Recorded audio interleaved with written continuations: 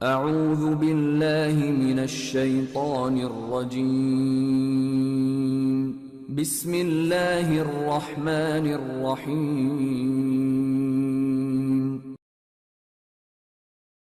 السلام علیکم، محمد علی بات کر رہا ہوں۔ یہ سورہ بقرہ کی 99 آیات ہم پڑھ چکے ہیں الحمدللہ۔ آج 100 نمبر آیت ہم پڑھیں گے۔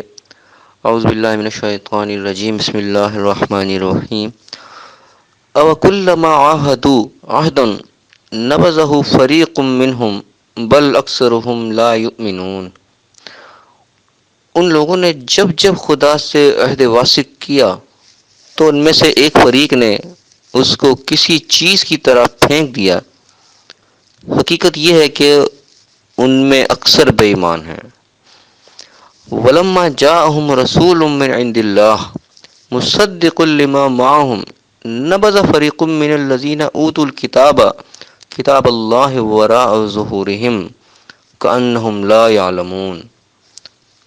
اور جب ان کے پاس اللہ کی طرف سے پیغمبر آخر الزماں آئے، وہ ان کی آسمانی کتاب کی تصدیق بھی کرتے ہیں، تو جن لوگوں کو کتاب دی گئی تھی ان میں سے ایک جماعت نے خدا کی کتاب کو پیٹھ پیچھے پھینک دیا، گویا وہ جانتے ہی نہیں۔ یہ آیت نمبر 100 اور 101 میں نے آپ کے سامنے پڑھی ہے، اور اس کا جو سیدھا سادہ ترجمہ میرے سامنے لکھا ہے بریکٹوں کے ساتھ، وہ میں نے آپ کو پڑھ کے سنا دیا۔ اب اس کے اندر ہم دیکھتے ہیں کہ ہمارے لیے کیا سبق ہے۔ اس میں ارشاد اللہ تعالیٰ کا کہ وَكُلَّمَا عَاهَدُوا عَهْدًا، جب بھی ان سے کوئی عہد لیا گیا، وعدہ کیا، عہد کیا، نَبَذَهُ فَرِيقٌ مِّنْهُمْ، تو یعنی کہ ایک جماعت نے اس کو ایسے پیچھے پھینک دیا۔ بل نَبَذَ فَرِيقٌ مِّنْهُمْ، کہ کسی چیز کی طرف یعنی کہ عہد کو پیچھے پھینک دیا، یعنی کہ عہد کو چھوڑ دیا، اس کو توجہ ہی نہیں دی کہ ہم نے کیا عہد کیا ہے۔ بل اکثرهم لا یؤمنون، بلکہ اکثر ان میں سے ماننے والے تھے ہی نہیں، ایمان والے ہی نہیں تھے در حقیقت۔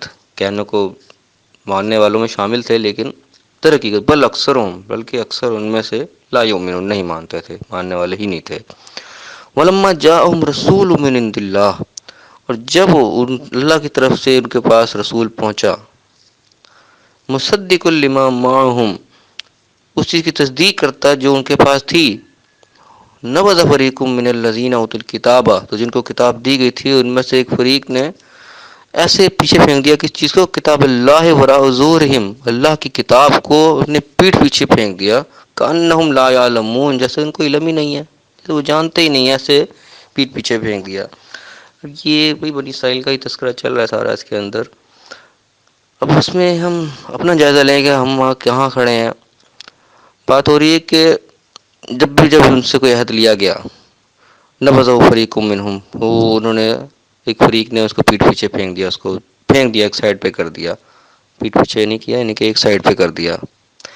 اب یہاں پہ وعدے کی بات آ رہی ہے کہ جب بھی ان سے کوئی وعدہ لیا گیا تو ہم سب سے پہلے اس چیز کو نہ بھولیں کہ ہم سے بھی وعدہ لیا گیا ہے، ٹھیک ہے۔ سب سے پہلے اللہ تعالیٰ نے اپنے رب ہونے کا ہم سے وعدہ لیا ہے۔ الستو بربکم آتا ہے قرآن پاک کے اندر، تمام روحوں سے اکٹھے وعدہ لیا تھا، تو ایک وہ وعدہ کا ہمیں یاد کرایا گیا قرآن کے اندر کہ یہ وعدہ ہم کر کے آئے ہیں۔ دوسرے جب بھی کچھ اسلام قبول کرتا ہے، ہم مسلمان ہیں، اسلام کو مانتے ہیں، تو دراصل ہمارا ایک یہ وعدہ ہوتا ہے کہ ہم اللہ کے تمام احکامات کو مانیں گے۔ جب بھی کوئی غیر مسلم سے مسلمان ہوتا ہے تو وہ اس چیز کا اقرار کرتا ہے کہ ہاں اب دین اسلام کو قبول کرتا ہے، اسلام کے قانون کو قبول کرتا ہے، تو اس چیز کا وعدہ اقرار ہوتا ہے کہ وہ اسلام کے تمام قوانین پر عمل کرے گا، ٹھیک ہے نا۔ یہ ایک اقرار ہوتا ہے جب بھی کوئی مسلمان ہوتا ہے، تو ہم پیدائشی مسلمان ہیں، تم سے پیدائشی ہم نے یہ اقرار کر رکھا ہے۔ یہ عہد اللہ تعالیٰ کے ساتھ ہمارا ہے کہ ہم اللہ تعالیٰ کے ہر احکام کو مانیں گے، وہ ہمارا رب ہے، ہمارا مالک ہے، ہمارا آقا ہے، ہم اس کو سب کچھ مانتے ہیں۔ تو یہ دراصل یہ ایک عہد ہوتا ہے کہ اللہ تعالیٰ کے احکامات کو ہم مانیں گے۔ لیکن اکثر کیا ہوتا ہے کہ اللہ تعالیٰ کے احکامات کچھ ہوتے ہیں، ہمارے عمل کچھ ہوتے ہیں۔ ہم جانتے بھی ہیں کہ اللہ تعالیٰ کے احکامات کیا ہیں، لیکن اس کے باوجود ہم احکامات کو اٹھا کے ایک سائڈ پہ کر دیتے ہیں، ہم اس کی کوئی پرواہ نہیں کرتے۔ تو اس سے نتیجہ کیا ہے کہ بل اکثرهم لا یؤمنون، بلکہ اکثر ایمان والے ہی نہیں ہیں۔ دراصل ہماری یہ حرکتیں جو ہیں یہ ہمیں ایمان والوں کی لسٹ سے خارج کر دیتے ہیں۔ ایمان والا ہوتا ہی وہی ہے جو بات کو ماننے والا ہو، ٹھیک ہے نا۔ ایمان سے مراد ہی اصل میں ماننا ہوتا ہے۔ تو جو نہیں مان رہا بات کو، تو ظاہر بات وہ ایمان والا نہیں ہے۔ اللہ کا احکامات کچھ ہیں، ہمارے عمل کچھ ہیں، تو ہم پھر کہاں کے ایمان والے ہیں؟ صرف نام کے ایمان والے ہیں، کام کے نہیں۔ تو آگے اللہ فرمایا ولما جاءہم رسول من عند اللہ، جب بھی ان کے پاس کوئی رسول آیا اللہ کی طرف سے، مصدق لما معہم، جو تصدیق کرتا تھا اس چیز کی جو ان کے پاس تھی، نبذ فریق من الذین اوتوا الکتاب کتاب اللہ وراء ظہورہم، تو جن کو کتاب دی گئی تھی انہوں نے اللہ کی کتاب کو اپنے پیٹھ پیچھے پھینک دیا۔ یہی کام پچھلی حکومتیں کرتی آئی ہیں کہ اللہ کی طرف سے سچے احکامات نازل ہوتے ہیں، سچے رسول لے کے آتے تھے پیغامات، جو بھی ان کے مرضی کے خلاف ہوتے تھے، جو ان کے یعنی کہ نہیں پسند آتے تھے ان کو، ان کے جو عادات تھیں، ان کے جو کاروبار تھے، جو کچھ بھی جو چیز اس سے موافق نہیں آتی تھی، نہیں مانتے تھے، کتاب کو اٹھا کے پیٹھ پیچھے پھینک دیتے تھے۔ وہ پیٹھ پیچھے پھینکنے کی مترادف ہو گئے جب بات کو مانا ہی نہیں، کتاب کا حکم پیچھے رہ گیا، ہم آگے نکل گئے، دیکھا ہی نہیں کیا حکم تھا۔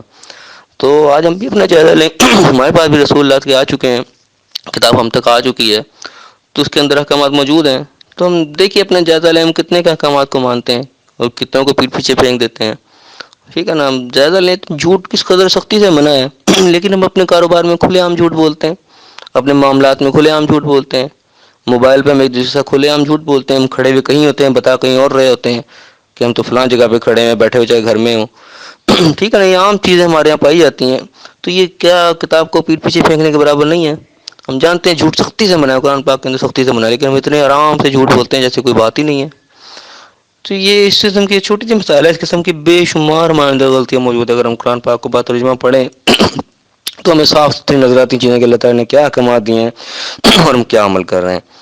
تو یہ بہت عالی کہ راہ ظہور کتاب کو، اللہ کی کتاب کو پیٹھ پیچھے پھینک دیتے ہیں، کانہم لا یعلمون، جیسے علم ہی نہیں ہے۔ اب جو شخص جھوٹ بول رہا ہے وہ اتنے سکون سے جھوٹ بولے جائے جیسے پتہ ہی نہیں کہ جھوٹ بولنا منع ہے۔ جو شخص کم تول رہا ہے وہ اتنے آرام سے کم تولنے میں لگا ہوا ہے جیسے پتہ ہی نہیں کہ کم تولنا منع ہے۔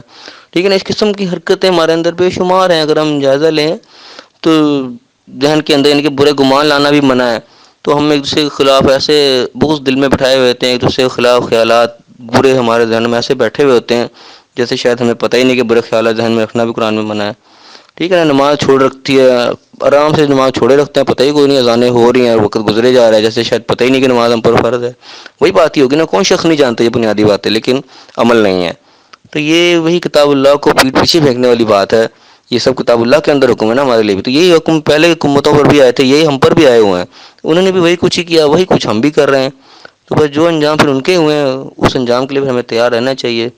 اللہ پاک ہمیں کو سمجھ عطا فرمائے، اللہ پاک ہمیں قرآن کے مطابق اور اللہ کے حکم کے مطابق اپنی زندگیوں کو بدلنے کی توفیق عطا فرمائے۔ جو بھی غلطیاں کوتاہیاں ہمارے اندر ہیں اللہ پاک ان کو دور کر دے، اللہ پاک ہمیں صراط مستقیم پر چلائے اور دنیا اور آخرت دونوں جگہ کامیاب فرمائے۔ آمین۔ السلام علیکم۔